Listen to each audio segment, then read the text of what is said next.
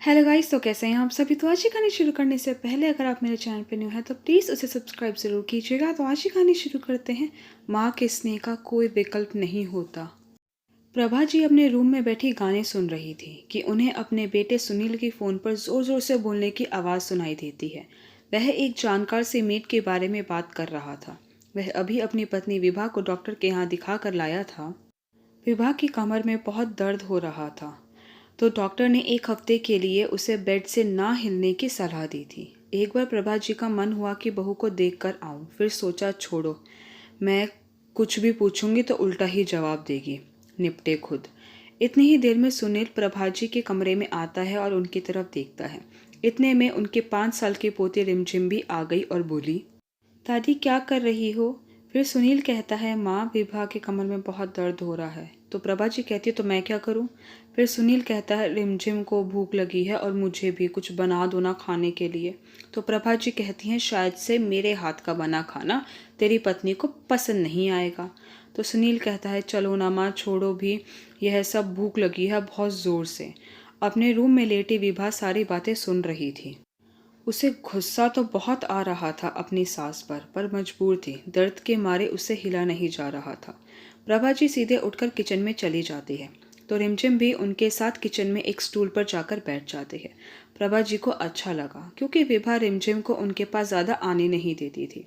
प्रभा जी ने सबसे पहले तो गर्म पानी करके हॉट वाटर बैग में डाला, फिर अपने बेटे को बुलाकर कहा, लो यह विभा को दे दो, सिकाई करेगी तो दर्द थोड़ा कम होगा।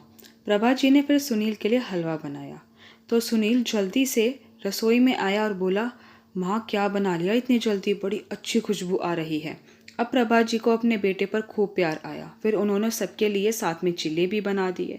फिर वह अपनी पोती रिमझिम से कहती है, मेरी प्यारी बिटिया, मम्मी पापा को भाग भाग कर चिल्ले पकड़ाएगी ना। तो रिमझिम कहती है, हाँ दादी, मैं आपकी हेल्प करूँगी। सुनील तो हलवा प्लेट में से चाट चाट कर खा जाता है और विभा भी पता नहीं कितने चिल्ले खा जाती है। रिमझिम को भी सामान पकड़ाने में मज़ा आ रहा था। विभा ने फिर दवाई ली और लेट गई। सुनील और रिमझिम ने सारे झूठे बर्तन सिंक में रख दिए। फिर सुनील ने कहा, मम्मी पड़ोस वाली आंटी कह रही थी बर्तनों के लिए वह अपनी मेड को भेज दिया करेंगी जब तक शांति मेड नहीं आ जाती। विभा कमरे में लेटी माँ बेटे की बातें सुन रही थी। विभा कभी नहीं चाहती थी कि उसकी सासू माँ उसके घर में दखल दे। विभा ऑफिस जाती थी तो इसलिए उसने पूरे दिन के लिए मेड शांति को रख लिया था। वह प्रज्ञा जी से ज़्यादा सम्मान और स्नेह तो शांति को देती थी कि कहीं वह काम छोड़कर ना चली जाए। अब शांति 20 दिनों के लिए अपने भाई के बेटे की शादी में गई हुई है। अब विभा घर और ऑफिस संभालते संभालते उसकी कमर ने जवाब दे दिया। कमरे में बैठी विभा सोच रही थी कि वह कई सालों से अपनी सासू माँ के साथ जो व्यवहार कर रही थी वह सासू माँ भूलने वाली थोड़ी ना है। यह अच्छी बात है कि हम लगड़ती झगड़ती नहीं हैं, पर सासू माँ ताने मारने से पीछे नहीं हटती। एक बार पहले भी विभा की तबीयत खराब हुई थी तो प्रभा जी उसके कमरे में आकर उससे पूछने लगी कि क्या हुआ। तो मैंने कितना रूखा सा जवाब दिया था उनको कि आपको चिंता करने की ज़रूरत नहीं है, शांति है, वह आपसे ज़्यादा जानती है, वह मेरी केयर कर लेगी। आपके देसी नुस्खे कुछ काम नहीं आने वाले हैं। उसके बाद से तो वह मेरे कमरे में कभी आई ही नहीं। आज भी सुबह से एक बार भी नहीं आई मेरा हालचाल पूछने के लिए। अड़ियल है ऐसे तो पूरी। खैर अभी तो मजबूरी है। सुनील अपना लैपटॉप लेकर बैठ जाता है। रिमझिम कार्टून देखने लगती है। पति के जाने के बाद बेटे के साथ मुंबई के इस घर में वह खुश थी, पर जब से विभा आई थी उसने उनको एक कमरे तक सीमित कर दिया था। एक दीवार सी खड़ी थी माँ बेटे के बीच। कुछ देर बाद प्रज्ञा जी ने सरसों के तेल में लहसुन पकाकर सुनील को दिया और कहा, यह विभा की कमर में थोड़ी थोड़ी देर में लगा देना, आराम मिलेगा, और कहना अभी आराम करें। पर प्रज्ञा जी खुद उसे तेल देने नहीं गई। अगले दिन वह सुनील से बोली, मेरे कमरे में अच्छी धूप आती है तो देख लो, तुम्हारी सुन ले तो। आज विभा को भी हंसी आ जाती है। वह देख रही थी कि यही रिमझिम शांति का बनाया खाना आधा अधूरा छोड़ देती थी। कभी मिर्च तेज है, कभी स्वाद नहीं है, यह कहकर। प्रज्ञा जी ने कितनी बार कहा था विभा से कि बच्चे मेड का बनाया खाना क्यों खाएं जब मैं आराम से किचन का काम कर सकती हूँ।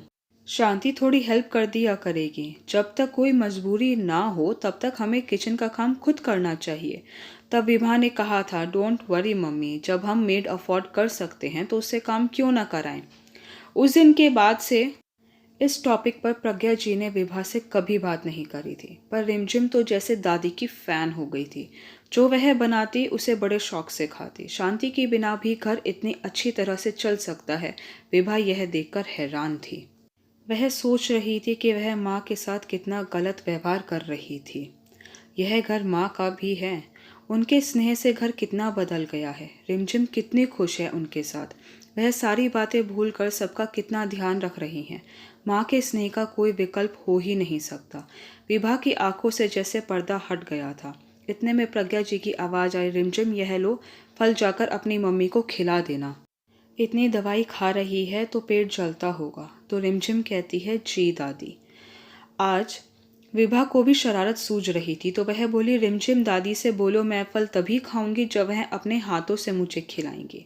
तो प्रभा जी कहती है, रिमझिम कह दो अपनी मम्मी से मुझे और भी काम है। तो विभा कहती है, रिमझिम कह दो अपनी दादी से मेरे पास आना उनका सबसे ज़रूरी काम है।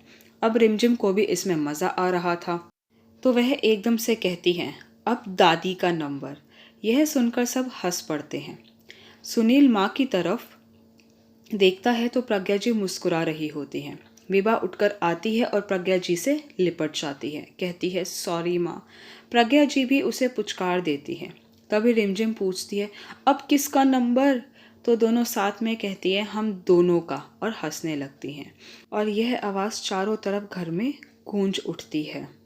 आई होप गाइस कि आपको मेरी वीडियो पसंद आई। अगर आपको मेरी वीडियो पसंद आई है तो प्लीज़ उसे लाइक ज़रूर कीजिएगा, शेयर कीजिएगा, मुझे कमेंट करके बताइएगा कि आपको मेरी वीडियो कैसी लगी। अगर आपने अभी तक मेरे चैनल को सब्सक्राइब नहीं किया तो प्लीज़ उसे सब्सक्राइब ज़रूर कीजिएगा। Thank you so much guys मेरी वीडियो देखने के लिए।